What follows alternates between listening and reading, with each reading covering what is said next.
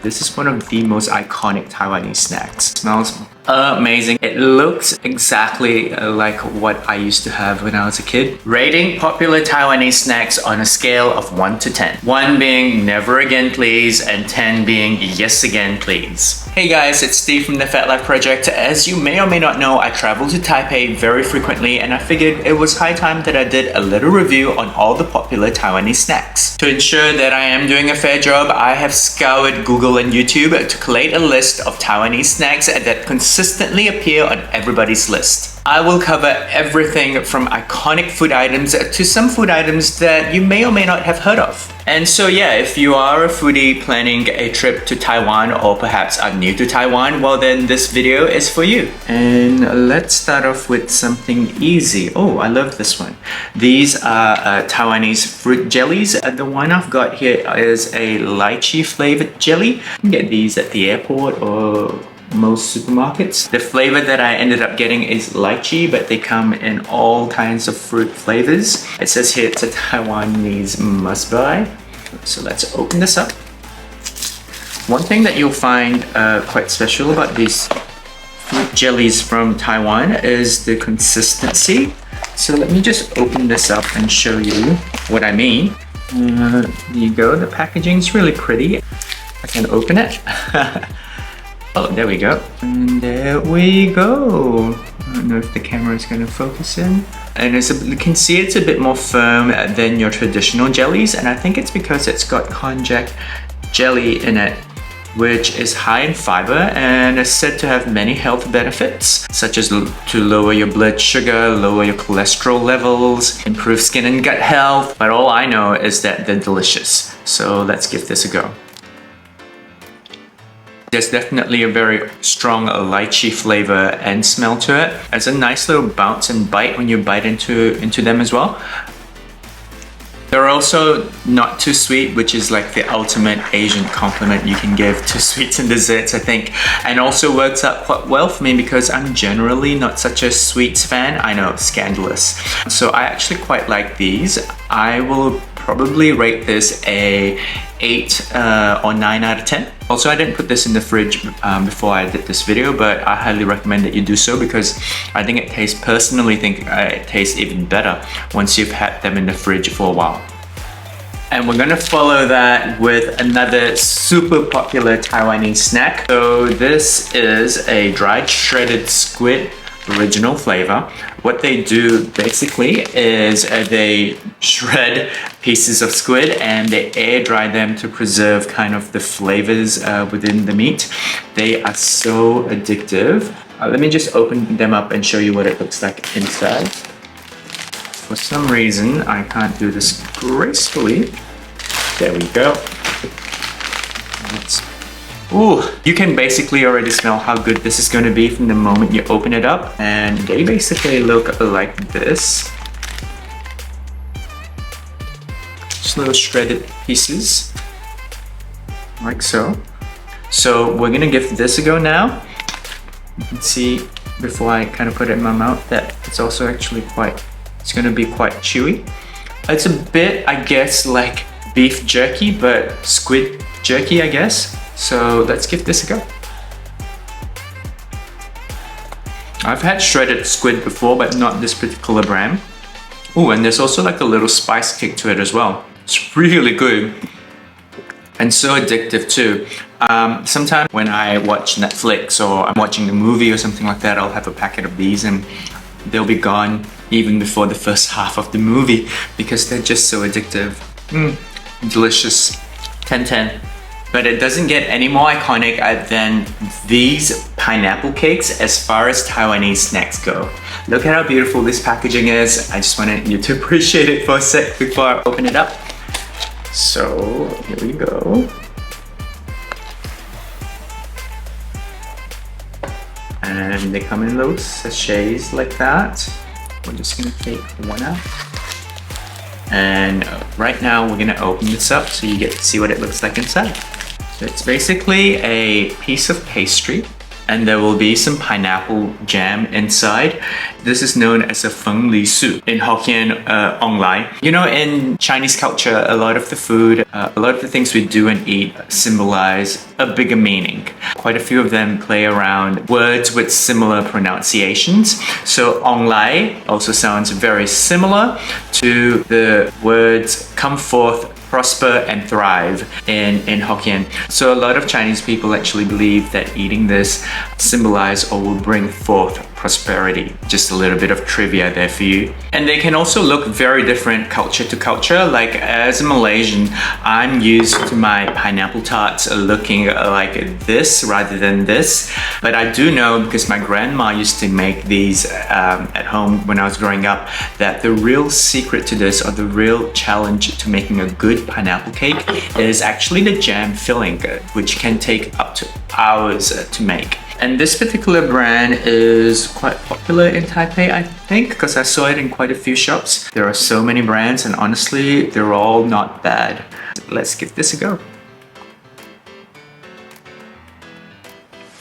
The pastry is pretty good, and there's quite a decent ratio of jam to the pastry as well, because the pastry is quite buttery and flaky, which I also quite like, but the jam is just a tad dry, and I'm not sure if it's because of the fact that it's in a commercial packaging, which is kind of the only letdown of this particular piece of pastry. Overall, I would say that it's still a pretty good representation of a traditional pineapple cake snack from Taiwan, but honestly, I've had better, so I'm gonna rate this a 6.5 out of 10. But one of the things that I learned while researching for this video was that there are so many similarities between Taiwanese snacks and Chinese snacks that I used to have as a kid growing up in Malaysia. And one of them in particular is this snack called sakima. I actually got this at just a family mart.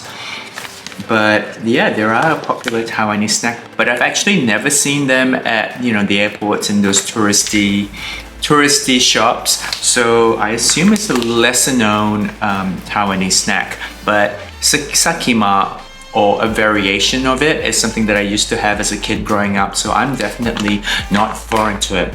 So let me open this up now and show you what it looks like inside. And according to the internet, it's only made out of 3 ingredients: flour, butter, and sugar, which is then, I believe, fried. I never seem to open any of these packages gracefully, or it's just giving me a lot of grief. Oh, there you go, I got it. Packages like this, which is super different from the sakima that I know of back in Malaysia, by the way, which looks like this. So let's just open this up. Oh, but it does kind of look like what I used to have when I was growing up, just in a smaller bite-sized piece. It also kind of made sense to me later on in my Google searches why the sakima in Taiwan looks a bit different from the ones that I used to have growing up, because there are apparently at least three variations of this.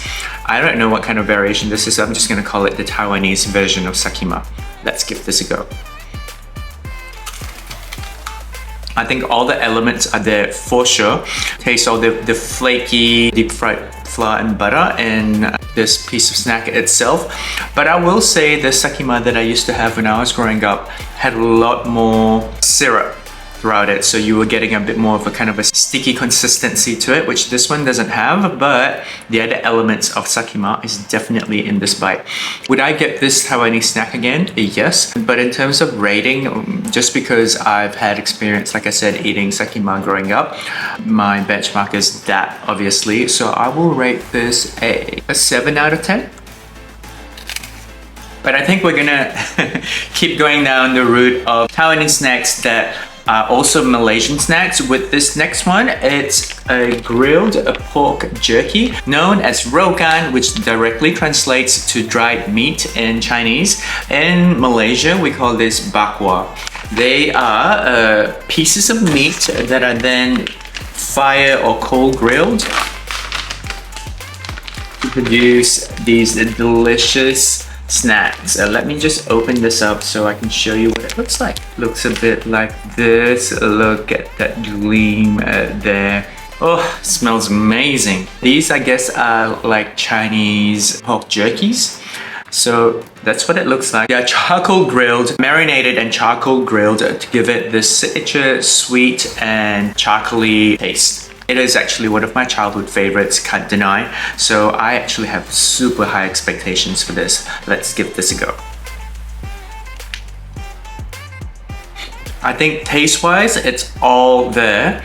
But this piece of meat is actually a bit thinner than I would like it to be. All the flavors are there though, like the sweetness, the kind of charcoal, signature charcoal grilled taste. It's all there, it's a bit thin and also like a tad a bit chewier than what I'm used to. It is still not bad though, and I would still eat the whole pack. I think I would rate this maybe a 8 out of 10. But I also wanted to say that Bei Zhen Xiang is a super popular brand in Malaysia and Singapore, and it's also available in Taipei. So if you're gonna give this a go, maybe also try out that particular brand. And any shop that you go to that sells these rogans will very naturally almost always sell hot floss, aka rosong in Taiwan. They look like these. Kind of hard to show you because it's basically like a candy floss but meat version, which I know sounds so weird, but trust me, if it is as good as I remember it, it would literally just melt in your mouth, leaving behind that sweet, smoky taste of the pork meat. So let's give this a go. Yes, this is as good as I remember it. It really is kind of that perfect combination of sweet and savory. I think this is going to be my first 10 out of 10 for this review. The shop that I recommended earlier, Bei Zhen Xiang, would also most definitely have this. Oh, and we used to have these at Chinese New Year all the time. These are almond cakes, so I guess we're gonna give these a go next. We used to have these, like I said, all the time when I was growing up during Chinese New Year, but I have a slight confession to make, which was I absolutely hated almonds when I was growing up, which meant that I actually avoided this snack at all costs. However, as I was growing up, I began to learn how to appreciate almond, and ironically now one of the things that draws me into this snack whenever I see it is the smell. Because of the fact that it's made out of almond flour, the almond smell is so intoxicating. It looks exactly like what I used to have when I was a kid. It smells the same, so let's give this a go. It's the same thing. Just 1 second. Another 10-10. Gone with the theme of almond. These are almond nougats, which are another popular Taiwanese snack. I think you can also get nougats in Australia, but I have to say, I've actually never had these Taiwanese ones before. They look fairly similar to the ones that we have in Australia, but do they taste the same? Let's find out. It smells very creamy. Just give you a little close up so you see what I'm talking about. Let's give this a go. You know what they taste like? That white bunny candy that I used to have when I was growing up. You may or may not know what I'm talking about, but I'm just gonna show you a picture so you know what I'm talking about. They are super popular now because they've been made into ice creams and all of that, but this tastes exactly like that, and I like that. So I think this one's like a 9 out of 10 for me. But this is yet another classic Taiwanese snack that is a must try. It is a taro cake, and you will immediately recognize them, whether it's on the stalls or on the shelves or in person, by that signature purple color. I don't know about you, but I'm a huge fan of ube. And so when I see anything purple, it is an instant yes for me. Let's open this up so you get to see what it looks like. There you go. I have to confess, while I know that these are a classic Taiwanese snack, I've actually never had them before. But look at how pretty they are. Let me make sure I can show you this without them falling over. But they look almost like little purple roses. And it smells amazing as well. So let's give one of these a go. You can see that purple is really strong. And it's got like a creamy, buttery, but fragrant taro aroma to it. I like it, but I don't know if I love this particular pastry. Would I get it again? Most probably not, although I have seen that they have other variations like with salted egg and other fillings as well, so I might give those a go. But in terms of this particular brand and this particular pastry, maybe not. Again, I don't know if it's because it's in a commercial packaging. It is also a tad dry. I would rate this maybe like a 5 out of 10. But I will also say I can understand why this is such a popular Taiwanese snack, because it is also not too sweet, which is, like I said, the ultimate Asian complement to any sweet or dessert. One of the things that you will learn about Taiwan is that they are very heavily influenced by the Japanese culture and across many things, including food obviously, which is why you will also find mochi to be a very popular Taiwanese snack. I have never had this particular brand before, but I am definitely not a stranger to mochi. However, when I saw this, I thought, you know what, I'm gonna include this because mochi is life, and how could you say no to mochi? And guys, look at how pretty this is. I kind of sort of already know that this is gonna be amazing, but we're gonna open this up anyway and give this a go. It smells amazing as well. I think I'm gonna give this one at the edge, which I think is gonna have peanut in it, a go.